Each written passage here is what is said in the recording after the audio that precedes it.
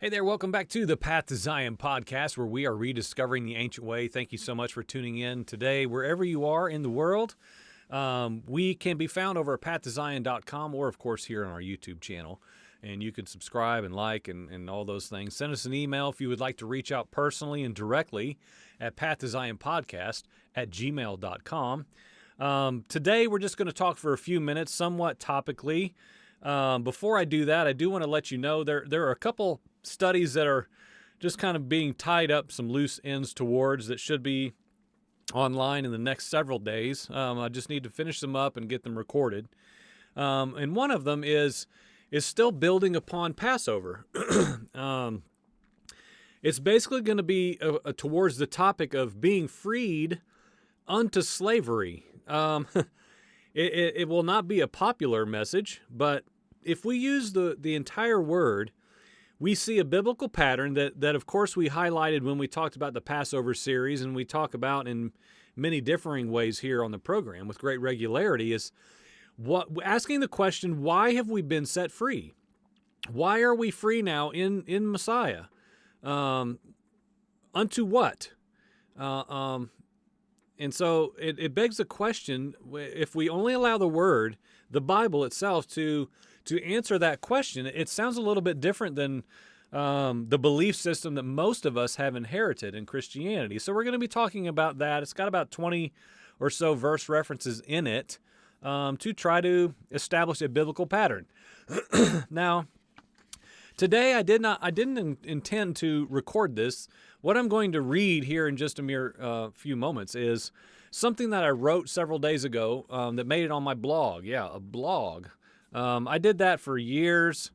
I don't know, 15 years ago I think I started it, and it's had many different hiatus seasons. But every once in a while I'll write some content and throw it over there. And I wrote this piece that you see in the title now just a few days ago that I titled Breaking the Cycle. And what I want to do is primarily just read it, and we may do a little bit of commentary towards it as well if time allows. But what I want to talk about was basically stirred in me today to present it here on the video program. Again, because it was written days ago, but I came across this online article by a very popular ministry, group of people who do Bible teaching, very well known. Thousands of people follow them regularly.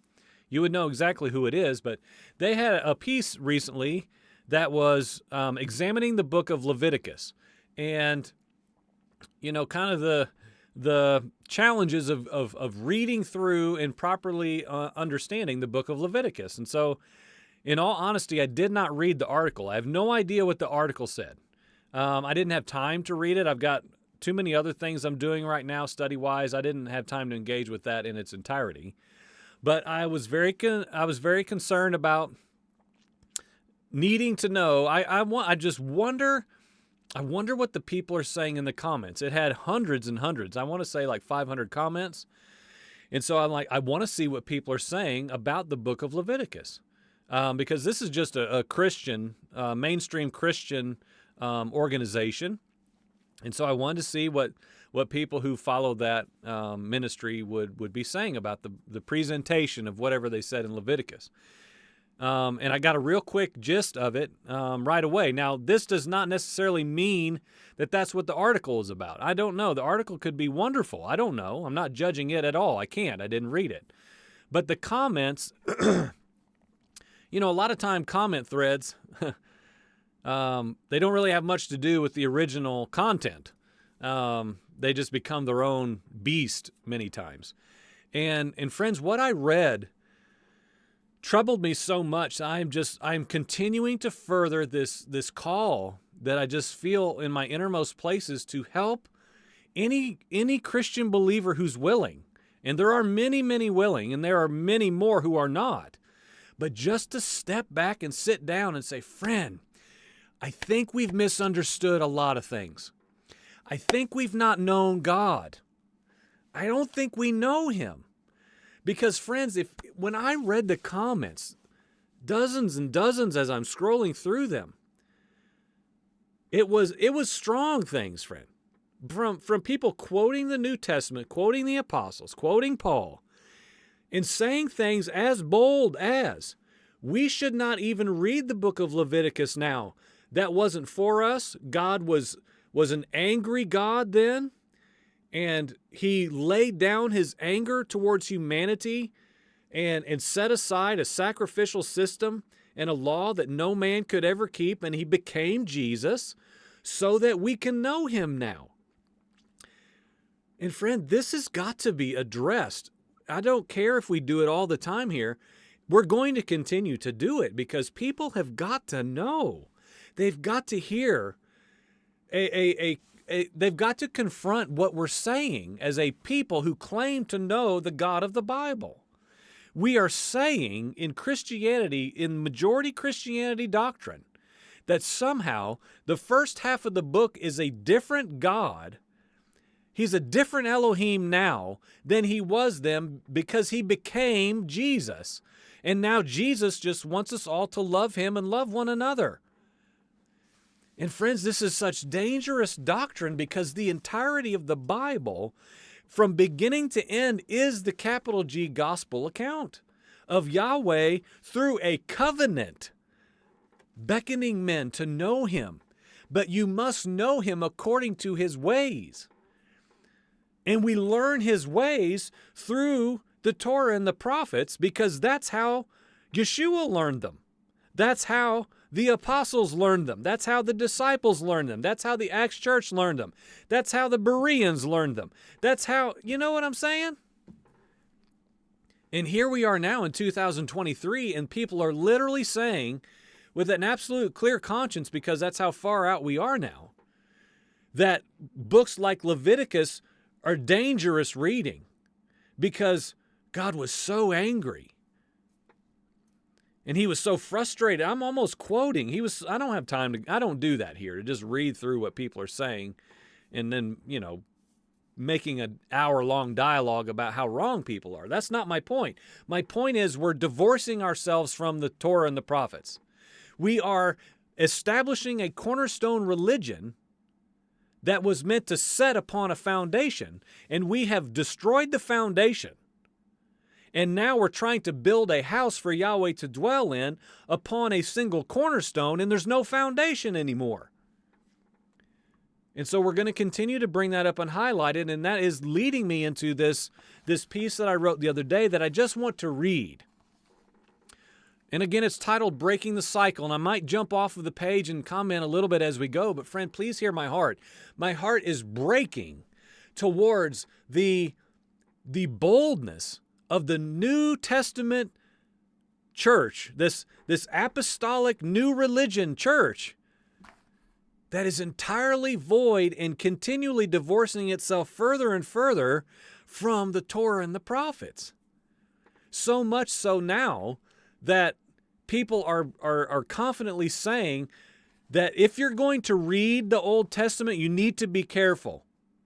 You need to be careful if you're going to read the Old Testament because you're going to fall into a doctrine of belief that's all about legalism. And you're going to get to a place where you don't even need Jesus anymore. Man, there's this fear upon it. And this addresses that point in a minor level. So let's go ahead. I'm just going to start reading it. Breaking the cycle. All of humanity has inherited a cultural belief system that has been convinced that in order for something to be true, you must somehow be able to fully understand it within mere minutes. Opposing views and vantage points must be introduced in only minutes-long presentations, or else people simply won't even consider it. They won't even entertain the idea. It's almost like we are a contestant on a variety show, and we have a 3-minute slot to present our best case, our best act, and if we're not sold, then hit the buzzer. Next. And friends, that is what has become of religious belief systems. Christianity is no exception.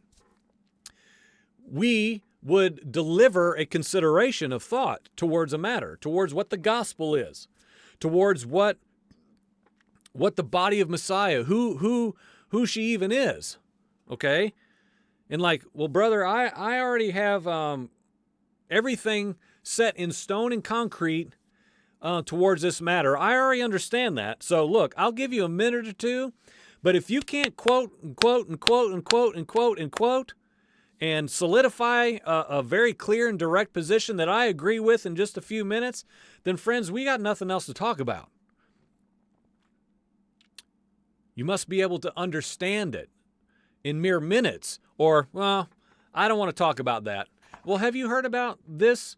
You know, have you ever had anybody talk to you about how the sacrificial system will return in an age that's yet before us, post Yeshua, post Messiah? I don't know anything about that, and I don't want to talk about it. Okay.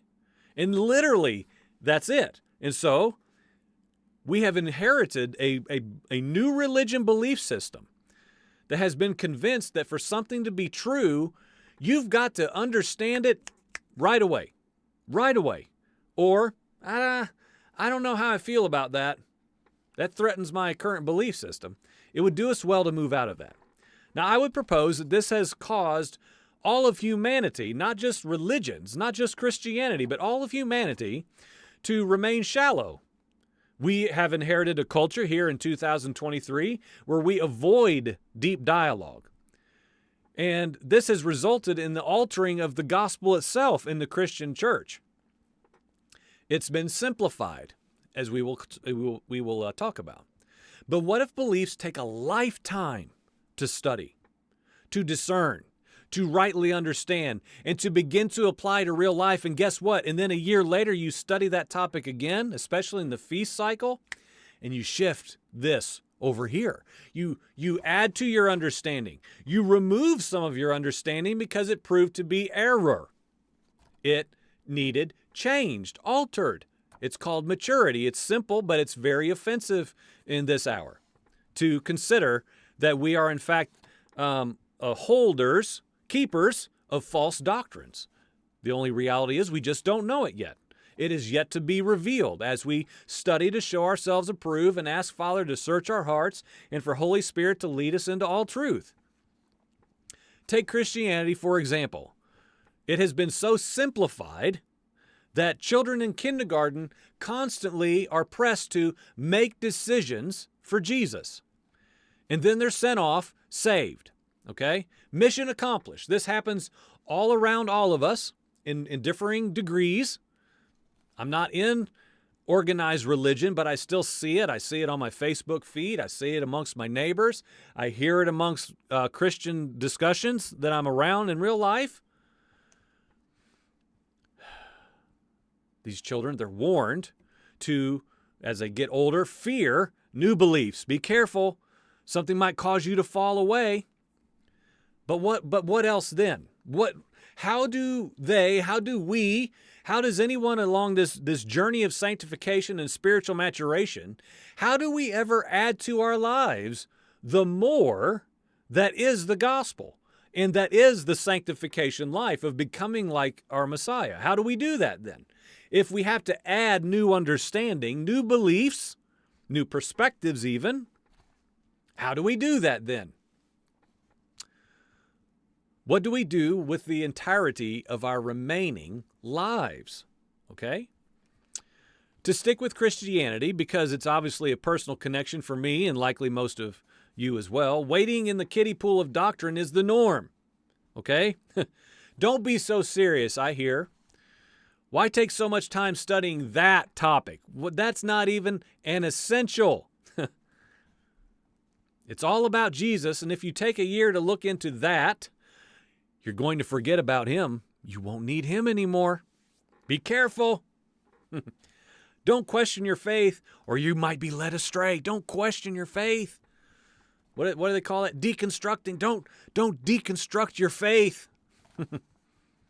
I said years ago, maybe we all need to deconstruct our faith and get back to what the Bible teaches us, because much of our faith is simply the traditions of our fathers. We have all heard, if you grew up in the church and Christianity like I did, you heard this in one way or another. And if you were like me in a leadership position, you probably told somebody this too. We're all guilty. Dangers, they're lurking around every corner. Be careful. Just abide in Jesus and be cautious. It's not about works, so don't do anything. You can't earn your salvation. Even though we're supposed to move way past salvation. What am I trying to earn? I thought my salvation is behind me according to Christian doctrine. I'm already saved. Yeah, but don't do anything because it's filthy rags, Filthy rags. God hates filthy rags, surely. Who likes filthy rags? Paul said it. Paul said it right there. Okay, so as I'm approaching 50 years of age this year, I feel like I've heard it all. Christian jargon and warnings and just the belief system that Christianity promotes about getting saved, getting baptized, joining the church, and being a good moral person. I would propose that we've inherited a system of belief that is in place in order to keep us infantile.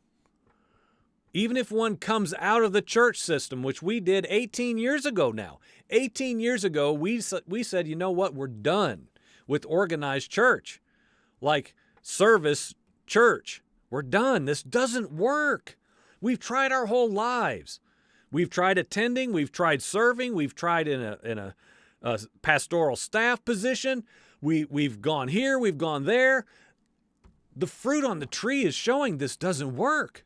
As a youth pastor for several years, I saw the fruit of that every year. Students coming and rededicating and falling away, backsliding, rededicating, backsliding. And why did I see it in the children? Because I saw it with the parents. It was this pattern, this cyclical pattern of Christianity of lacking the more.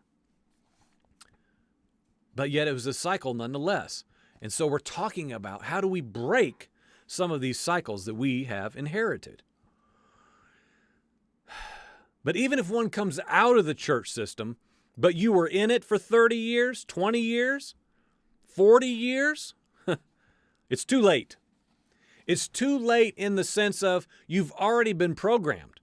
It's not too late to get out and to break free and to be set free from that doctrinal system of infantile living and regurgitating themes and topics that you already know and you started studying 25 years ago, and some of these things you should have worked out by now.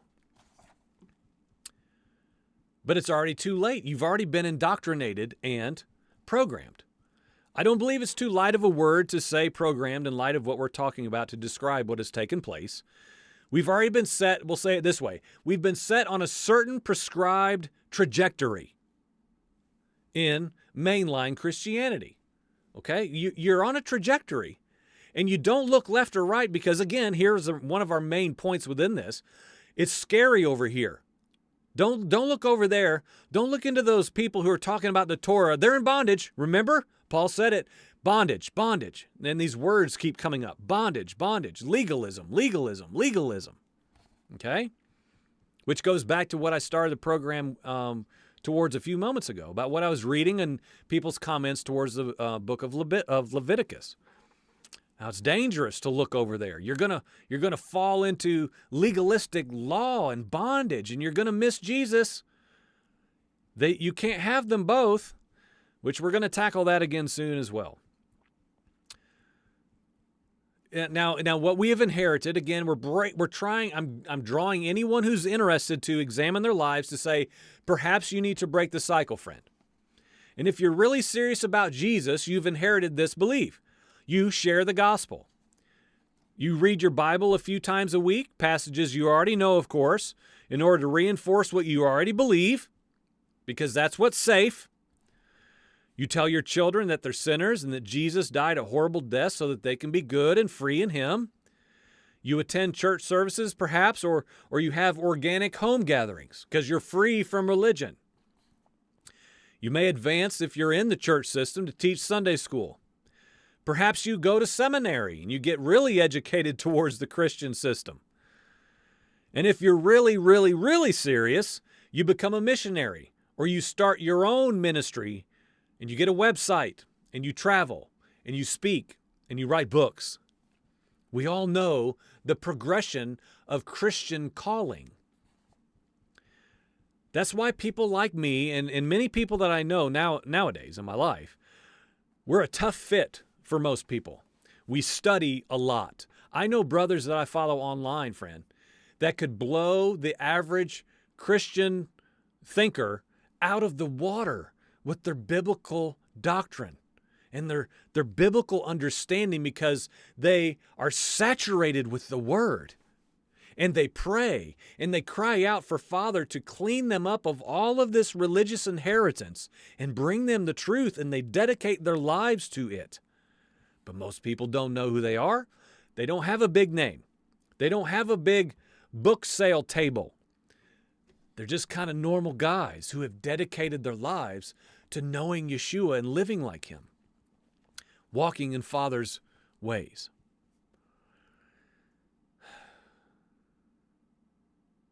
We look into biblical topics that are not within most people's range of consideration. I know several brothers like this right now, a handful, who are constantly like, you know what? Here's an example. I do an online, Zoom gathering with several brothers every week. There's a brother who taught towards a certain matter about a year and a half, 2 years ago. Great understanding, great insight. That same brother a week ago said, you know what? I think I had a lot of that wrong. Or at least we need to tweak it and we need to change it. And please I'm about to tell you some things and give you some verses to read, and please pray about it, look into it, and tell me if I'm wrong. Tell me if I'm full of error. Tell me if there's any error in here. I want to know more men like that. We constantly challenge the norm, those of us who have been willing to break the cycle. Even our own personal beliefs, like I just used that as an example. We have some strange drive to confront errant Christian doctrine, beginning with the ones that we personally embrace right now, present moment. The ones who say, you know what? Test what I'm saying. If it disagrees with the Word, then let's talk about it. That's fine. But don't just write it off because, again, here we are. It's dangerous over there. Don't entertain that stuff. It's scary. It's scary over there talking about the Torah. Those guys are crazy. Oh, well, why? Man, they just are. Haven't you watched those YouTube videos? Now, if you fit the kiddie pool criteria, it's okay. If, all caps, italicized, and bold. It's okay if you're willing to admit it and venture into movement towards changing something in your belief system. Yahweh's desire for His people is immeasurably more than what we have inherited. There's so much more than simply just knowing Him and talking about how awesome Jesus is until we're 90 years old. There's more of Him to learn and to know and to experience. Yes, He is an experiential Father. But we can't just know a compartment of Him or a little piece, a component, because He's love, and so I just sit in a chair and I just love Him all day. There's more to Him, endless facets to our Father to learn in His Word and through prayer and fasting and an immeasurable amount of options to know Him. Yes, because people get hard on me. All you talk about studying the Bible. You ever pray? You ever talk to? Yes. Why are we so quick to I don't know. I don't understand. We will only know when we step outside of our comfort zone of belief and seek out His treasures. We will only know His other facets of who He is and His ways. I believe Yahweh and His ways are inseparable. I've been saying that as of late, that when Yahweh revealed His Torah on Mount Sinai, He revealed Himself. He said, whoever wants to know me, this is me. This is me. This is how you know me. This is how you please me. This is how you bring yourself to me to be holy as I am holy. There are treasures that may seem heretical to us at the outset. Impossible. Because of what I mentioned at the beginning of this. We've been programmed. We've been programmed, friend. People in the Christian faith, I find more and more, will say things, quote verses that don't exist, quote verses out of context that don't mean anything about what they have been prescribed to mean in Christian doctrine, and have a skewed understanding of books like Hebrews or Paul's letters. And why? We see them through the lens that we inherited at the outset of our life. When we were developing the literal essence of who we are, we inherited a doctrine that said, this is it, no, nothing else. This is all you need. You need Jesus. It's all about Jesus. It's all about Jesus. It's like this programming invitation to thought. It's all about Jesus. It's all about Jesus. Well, okay, can we talk about Passover? Only if we see Jesus in the Passover. Well, can we talk about some things in Psalms, like Psalm 119, talking about the Torah? Only if we see Jesus in the Psalms. You see what I'm saying? It's got to be about Jesus. Because if it's not about Jesus, nothing will be about Jesus, and then you don't know the Father. Again, we've been programmed to think that way. All of us have. I have that same thing I still have to wrestle through in my life as well. Now, we're going to bring this to a conclusion here in a few moments. A good way to test yourself. I wrote out some questions for you to consider, to kind of see, well, where do you land personally towards this? Because there are people who watch this program who don't agree with what I'm saying. I'm fully aware of that. I hear from them on occasion, and sometimes it's very kind and gentle and good dialogue, and sometimes it's it's a little bit painful. Whatever the case, I know that there are those of you who are watching that think what I'm saying is crazy talk, as we're attempting to break the cycles that we have inherited, the ones that need broken. So I have some questions for you to see where you are as a gauge towards what I'm presenting. What changes have you made in your beliefs since your conversion? What changes? Okay, so let's read this first person. Okay, I'm gonna make it like you repeat after me. What changes have I made in my beliefs since my conversion? What things have I added and what have I left behind according to scriptural understanding? Doctrine. What do I regularly study that disagrees with my present belief system? Oh, here's a dangerous one. Oh, that's scary. Don't be led astray. Here we are again. Don't leave the faith. Again, what do I regularly study that disagrees with my present belief system? How open am I to the presentation of differing opinions towards Bible texts? Differing opinions. How willing am I to make changes to core beliefs that I've possessed since my childhood? Many people don't realize it, but people who are 90 are pretty much following to the letter what they did when they were 19 within Christianity. Maybe we could say when they were 9. Jesus, Jesus, Jesus, Jesus. It's all about Jesus. A cycle. These would be just a few good questions to gauge our interest in advancing beyond the mere basics of the Christian faith. If you're a boundary pusher like me, stay focused. Don't be discouraged by the pushback of the norm. It's okay. It's if we believe the Bible and those who preceded us, it's part of the process. It doesn't mean we act however we want, say whatever we want, whatever tone we want. We have to be self-controlled, responsible, mature individuals who can rightly present something in humility. Doesn't give us license to act crazy and rude and hurt people just because, hey, man, the truth hurts. No, that's too easy. We don't need to do that. Truth is there for us to willingly walk out, but it is narrow. It is a constricting path to find. Let's remember that few people find it, and even fewer will walk upon it once it's found. It will cost us everything. Even after it's revealed, it will cost us greatly. It will cost the sojourning traveler everything. Friends, family, fellowship, depending on where you are with calendars and stuff like that, perhaps employment opportunities. Nope, can't have it. Can't go there. And of course, our very own personal reputation is front and center. There's nothing that will test us more than being called a heretic while you're dedicating your entire life to learning and walking out Yahweh's wonderful ways the best way you know how. So, let all of us truly be willing to break this cycle of thinking that keeps us simple, shallow, and what I would propose is very immature. Because again, we're just repeating the doctrines we heard in Sunday school. Faith, faith, not works, no works, don't earn your salvation, Jesus, the cross, Jesus. It's this, pick 10 things and you don't look anywhere else.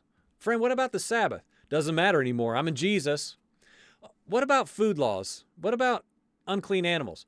Doesn't matter anymore. Jesus said I can eat that. It's all about Jesus now. What about dressing modestly and having an understanding of a temple and the holiness of Yahweh, of a consecrated set apartness? Doesn't matter anymore, brother. I'm free in Jesus. I'm freed. Jesus. See, everything flows. Every presentation, if we're not careful, flows into an excusatory lifestyle to avoid talking about things of utmost importance if we really want to live according to the Bible.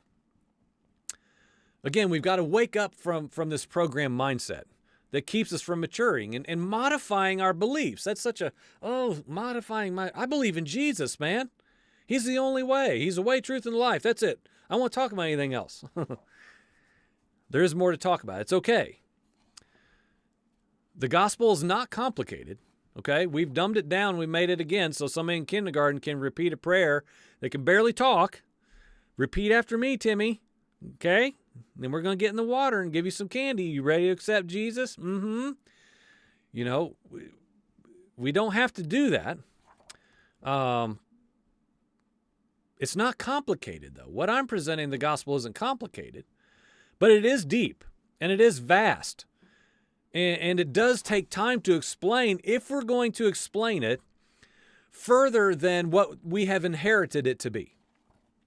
So may all of us simply be humble enough to admit and to confess quickly that we can always become better at nurturing our spiritual growth and being open to change and open to being changed by someone else's critique of my life. We are all individually responsible. I want us to choose well. And I just want to put that in your court for consideration when you watch this or when you listen to it over at pathtozion.com. Consider, won't you? Is there anything in your life, there is in mine, of a cycle that needs broken to get us free from the bondage of this religious inheritance that most of us have had here in Christian America? Because there's so much more, friend. There's so much more. So would you consider it? Ask yourself the questions that I read, at least wonder. You can go to the page and I'll have a link to the writing if you want to read it and actually chew on these questions. There are people I'm talking with right now. They're like, you know what? I can't get away from this stuff. All of these things that I've been told my whole life don't matter. When I read the Bible alone, they surely seem to matter to God. So friend, my version of saying that is His word, His ways matter greatly to Yahweh Elohim. He desires a people to know Him according to who He says we are to be, and of course, who He is. And I want to live a life that's dedicated to pleasing Him and becoming kadosh, holy, as my Father is holy, because He's worthy of my everything.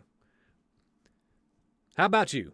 Let's break the cycle, shall we? You've been watching the Path to Zion podcast. We're rediscovering the ancient way. Go over to pathtozion.com. Check us out over on YouTube and send us an email, pathtozionpodcast@gmail.com. Thank you for watching. Amen.